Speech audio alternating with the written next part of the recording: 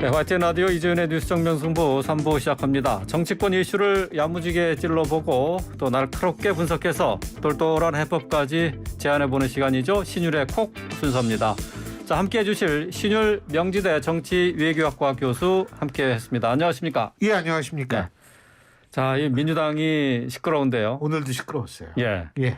박지원 공동선대위원장이 어제 이제 긴급 기자회견을 하면서 586이죠. 586 용태론.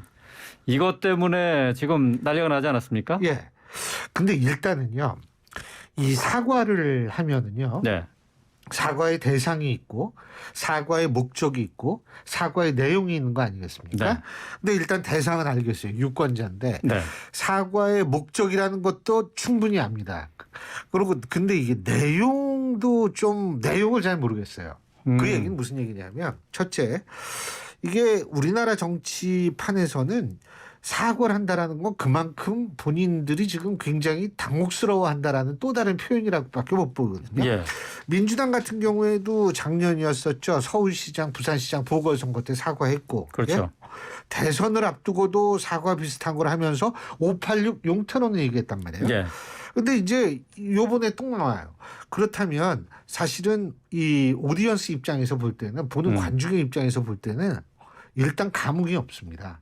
뭐 이거 뭐 좀 힘들면 사과하고 그럼 아이 저 국민의힘도 과거에 마찬가지였거든요. 많이 했죠. 예. 그러니까 국민의 입장에서 볼 때 일단 감흥이 떨어지고 두 번째는 뭐냐면 이 586 용태론을 얘기하는데 전 묻고 싶습니다. 지금 민주당의 상황이 네. 586들의 어떤 그런 행동에 의해서 이것이 불거졌느냐? 저는 사실 좀 아니라고 생각하거든요. 그래요? 예. 책임을 져야 될 부분은 다른 부분에 있는데 이게 왜 586만 가지고 계속 얘기를 하는지 저는 그게 굉장히 궁금합니다. 그래서 실제로 중요한 거는 뭐냐면 물론 586 책임은 있어요. 뭐냐면 네. 자기네들이 좀 끌려다녔거든요. 강성 목소리에 586들이 좀 끌려다니는 측면은 분명히 있어요. 그거는 뭐 책임은 진다라고 하지만 문제의 핵심은 586이 아닌데 왜 586이 나가라고 한 가지만 더 말씀드리자면 이 용퇴를 있잖아요. 당에서 하는 게 아니에요. 그거는 유권자들의 판단입니다. 유권자들이 야, 이거 586 더 이상 안 되겠다. 그러면 안 찍을 거 아닙니까? 그죠? 네. 그런데 유권자들의 판단을 해야 될 것을 이걸 용퇴시키겠다. 이것도 전 동의하기 어렵고. 그래요? 뭐 4선, 5선 뭐 같은 지역에서 4선인 거 못하게 한다라는 거. 예. 이것도 유권자의 몫이에요. 예. 네? 아니 유권자들이 문제가 있다면 아니 재선도 안 되게 할 수 있는 거죠. 그러니까 선거로 심판하는 건데 그렇죠. 왜 그렇게 유권자들의 당에서 몫을 나서서 자꾸 본인들이 얘기를 하는지 전 그것도 잘 이해를 못하겠어요. 그래요?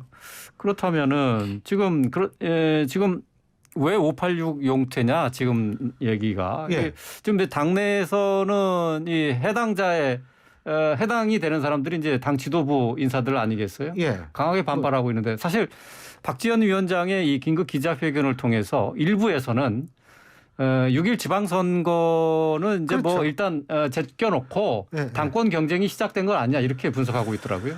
뭐 저는 뭐 그런 분석도 저는 크게 틀린 분석은 아닐 수 있다고 생각을 합니다.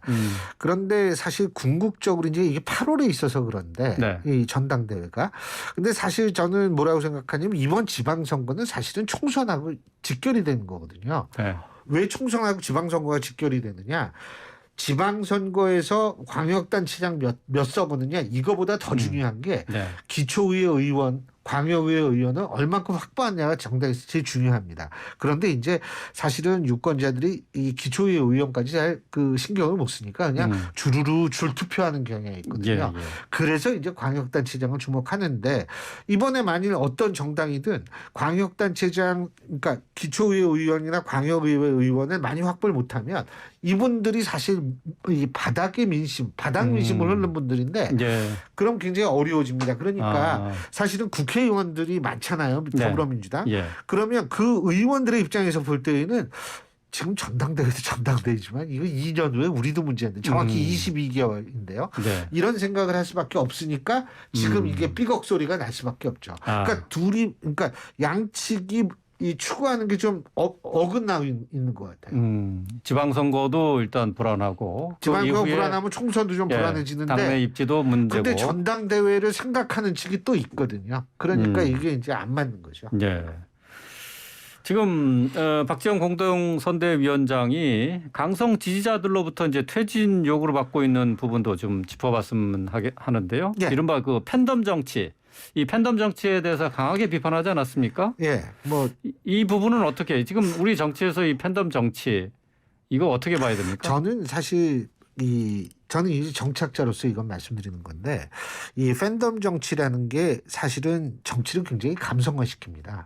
그러니까 팬덤 현상은 예를 들면 예술, 연예계나 네. 이런 예술 쪽에는 팬덤이 당연히 있어야 돼요. 예. 그건 감성적 영역이기 때문에. 근데 정치는 이성적 프로세스여야 하거든요. 근데 이게 자꾸 이렇게 팬덤이 나타나면 일단 정치를 사람 중심으로 바라봅니다.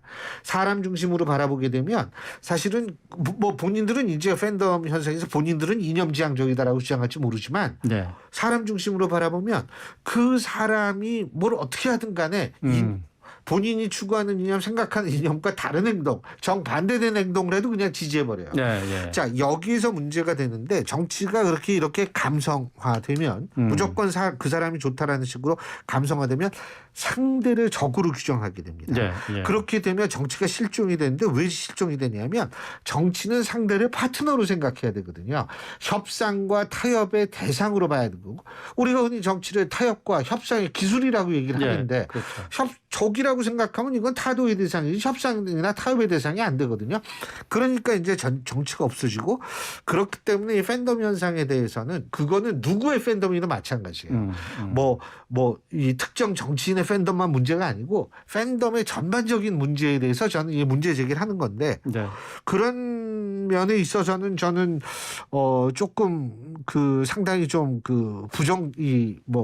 박 위원장을 공격한다든지 이런 것도 좀 부정적이라고 생각하는 것이 다른 사람 맞든 틀리든 간에 일단 얘기는 듣고 본인들도 좀 생각을 해야 되는 것은 아닌가 이런 생각이 들어요. 그런데 팬덤 정치는 사실 정치인 입장에서는 그러한 필요는 하죠.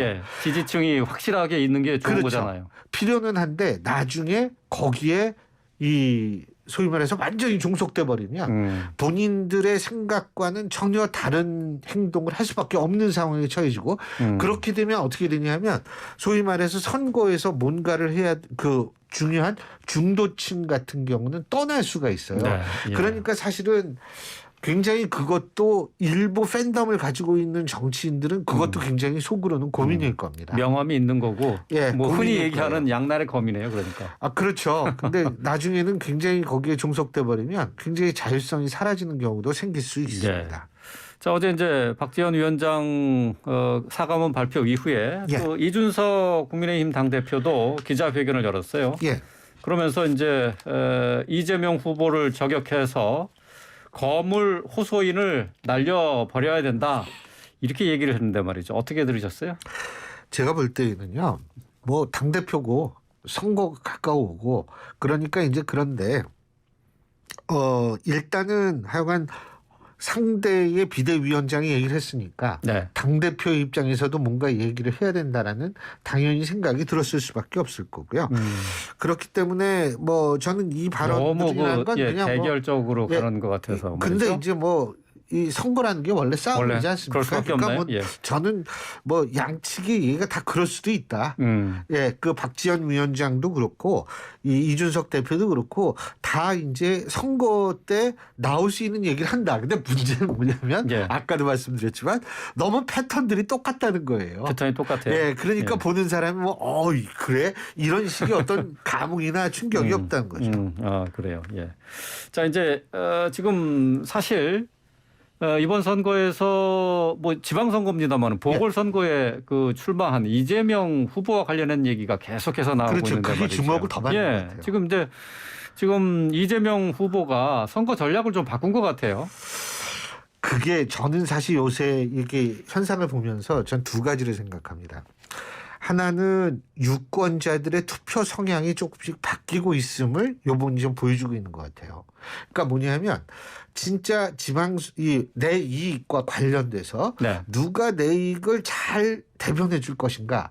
과거 같으면 무조건 명망 있는 정치인을 무조건 예. 찍었어요. 근데 예.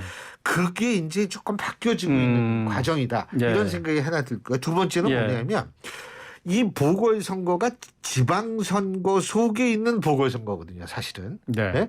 그러니까 사람들이 지방선거에서 투표하는 성향이 그게 그대로 보궐선거에도 투영되는 측면이 있다라고 봅니다. 예. 그렇기 때문에 이 두 가지가 어우러져서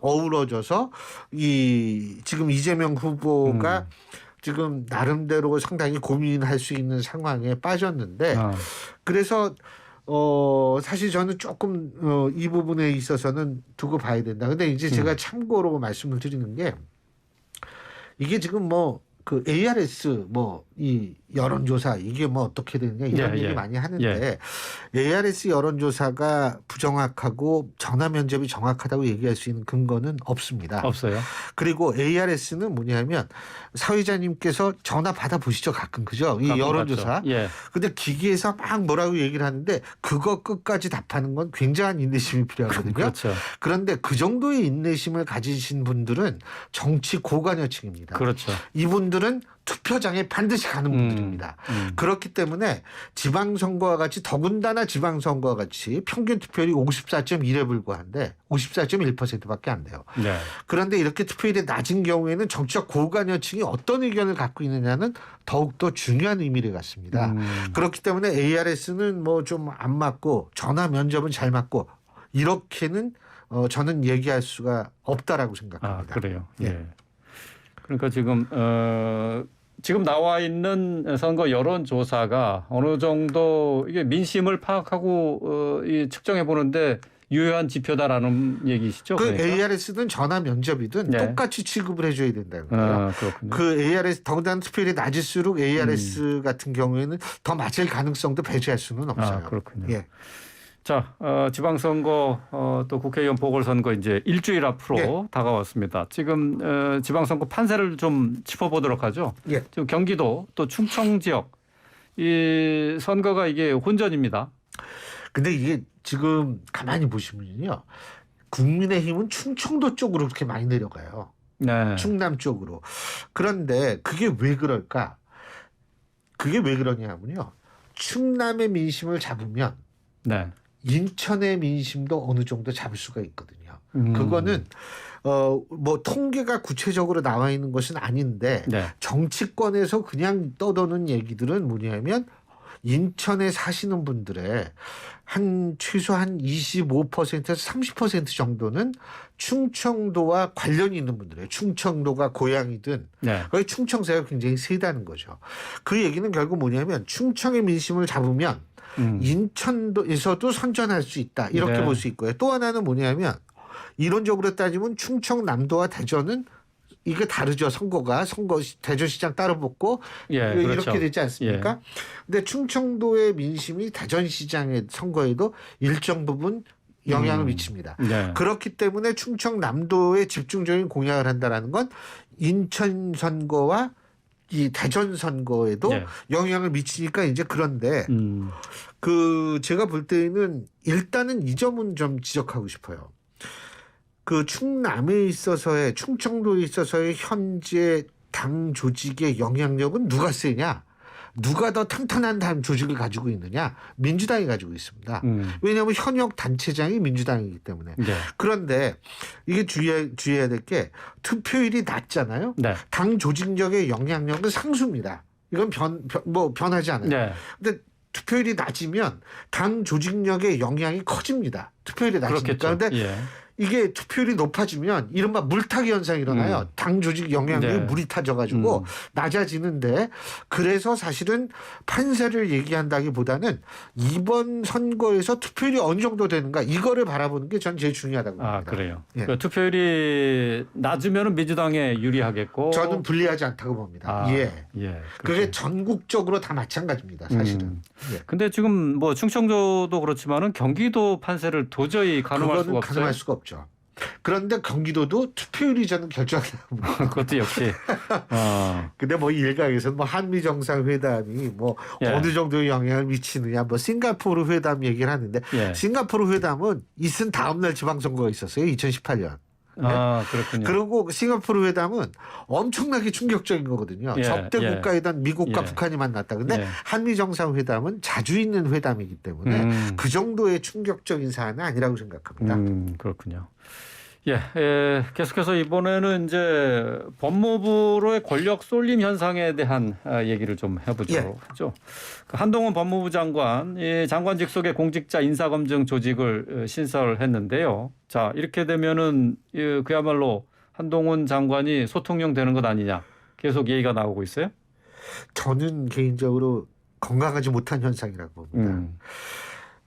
일단은 지금 검찰 출신 인사가 많다. 저는 그것도 문제라고 보거든요. 상명하복 문화가 굉장히 있는 검찰, 그리고 특정 직종 출신이 이렇게 많이 있는 게 좋은 게 아니라고 저는 생각을 하고 그리고 지금 나와 있는 거는 예를 들면 지금 인사 검증도 법무부가 일정 부분 담당한다 이 얘기 아닙니까?